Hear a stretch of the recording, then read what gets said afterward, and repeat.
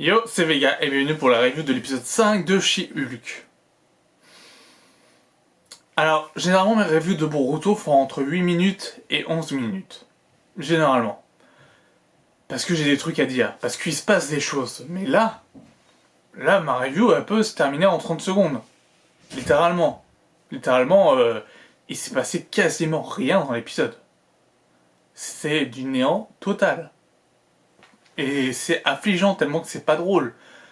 Moi, je veux que ça se termine en 6 épisodes et pas en 9. Je suis sur le point de décrocher en disant, moi, j'ai pas envie de regarder le reste. Et ouais, il y a des easter eggs sympas par moment donné, comme là, il y avait la mention de Doctor Strange, par exemple, qui était sympa. Oui, Doctor Strange est partout aussi, il est comme Wong. Mais voilà, c'est tout. C'est aimer une série que pour ses caméos ou pour ses easter eggs. Bah, c'est pas terrible. C'est pas terrible. On soupire vraiment de la série la plus nulle pour le moment du MCU. Pour moi, c'est la série la plus nulle du MCU pour le moment. Les meilleurs sont Loki et WandaVision.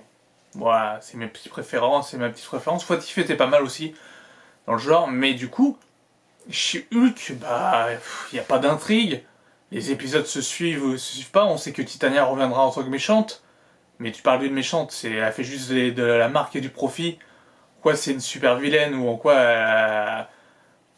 la notoriété de She-Hulk peut l'amener en tant que super-héros, puisque ça peut être une super-héroïne, mais pour l'instant c'est pas le cas, on a juste eu une piste d'exploration avec les gens qui ont voulu piquer son sang, mais est-ce que du coup c'est une fausse piste? Est-ce que du coup il n'y aura pas de suite à ça? Est-ce que du coup il n'y aura pas d'antagoniste tout simplement à She-Hulk? C'est carrément possible, c'est possible totalement qu'il n'y a rien. Pour She-Hulk, pas d'antagoniste, pas de vrai méchant, rien vraiment d'iconique, on va dire. Rien de tellement badass pour un Hulk, on parle quand même d'un Hulk, même si elle est avocate. On parle quand même d'un Hulk.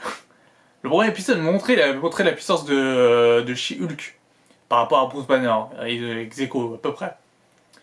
Mais là, bah en fait, on s'en fout, il n'y a pas d'action, il n'y a rien qui se passe. L'épisode se résume à, du coup, Miss Hulk est une marque déposée par Titania pour faire des produits de beauté. Or, la vraie Miss Hulk, She-Hulk, n'est pas d'accord avec ça et cette image. Et elle veut que Titania retire du coup son nom des produits de beauté. Et Titania a fait un procès à She-Hulk parce que du coup elle utilise le nom de She-Hulk. Alors après, ça part en procès, mais je suis vraiment pas sûr que c'est possible de déposer un nom, oui, ok, mais de l'utiliser dans sa vie courante, je vois pas en quoi c'est interdit. Je veux dire, je m'appelle Vega, il y a plein d'autres gens qui s'appellent Vega, je vais pas leur porter un procès parce qu'ils s'appellent Vega. C'est nul. Je suis pas sûr que ce soit logique. Et en plus, si Titania, si ces produits de chez Hulk marchent, c'est parce que justement il y a une vraie chez Hulk verte qui est dans les parages et que tout le monde raffole. Pourquoi tout le monde raffole de chez Hulk?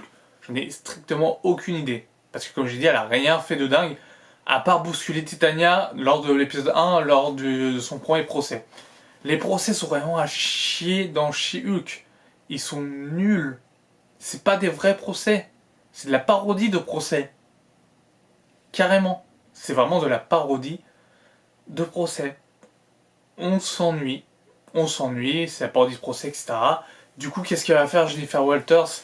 Eh ben, elle va prendre tous les mecs qu'elle a rencontrés sur son appui de rencontre et elle va se dire que voilà, elle s'est présentée en tant que She-Hulk devant les gens. Est-ce que ça constitue vraiment une preuve? Je suis même pas sûr. Soupirant, on revoit le mec qui l'avait quitté, etc. Elle a plutôt en bon terme, etc. Là, il s'en va en disant que Miss Hulk était dans son groupe et pas Jennifer Walters. Et il y a eu un petit sourire entre les deux, ouais, c'était pour dire que voilà, bon bah ouais, ils sont contents quand même tous les deux de s'être rencontrés. Mais à part ça, tu vois, il y a rien, c'est vide. Il y a même l'histoire du nouveau costume de chez Hulk. Le nouveau costume qu'on voit pas, sûrement qu'on verra au prochain épisode.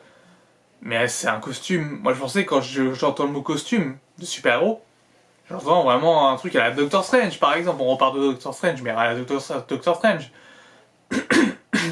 Genre une cape, des habits différents, enfin bref, quelque chose qui claque. et comme Iron Man, une belle armure, etc.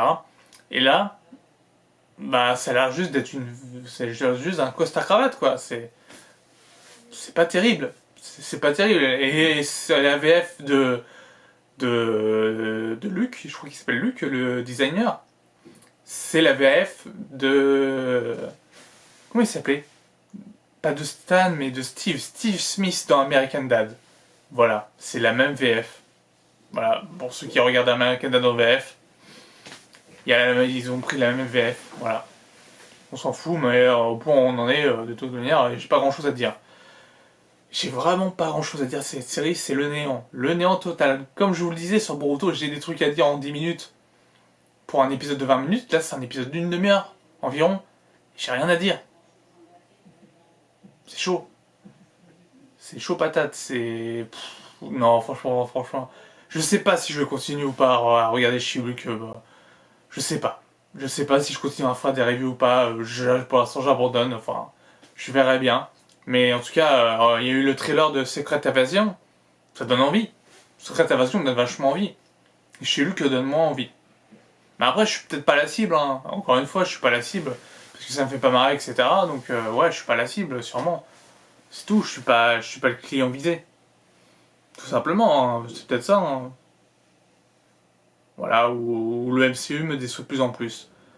Et c'est pas le cas pour le moment. Parce qu'il y en a beaucoup qui aiment pas la phase 4, alors que la phase 4 est plutôt sympathique quand même. On repart sur plein de nouveaux d'origine story, plein de nouveaux personnages. Ouais, c'est sympa. C'est sympa. Et on part sur le multivers aussi un peu, sur les côtés cosmiques, sur le côté un peu plus terrestre, avec Winter et Falcon et le Winter Soldier. Il y a pas mal de choses assez intéressantes dans la phase 4, mais du coup, chez Hulk, qui va peut-être conclure la phase 4 en termes de série, je sais pas. En termes de série, ce sera la pire série du MCU. Littéralement. Enfin voilà, bref, n'hésitez pas à me dire en commentaire ce que vous avez pensé de cet épisode de She-Hulk.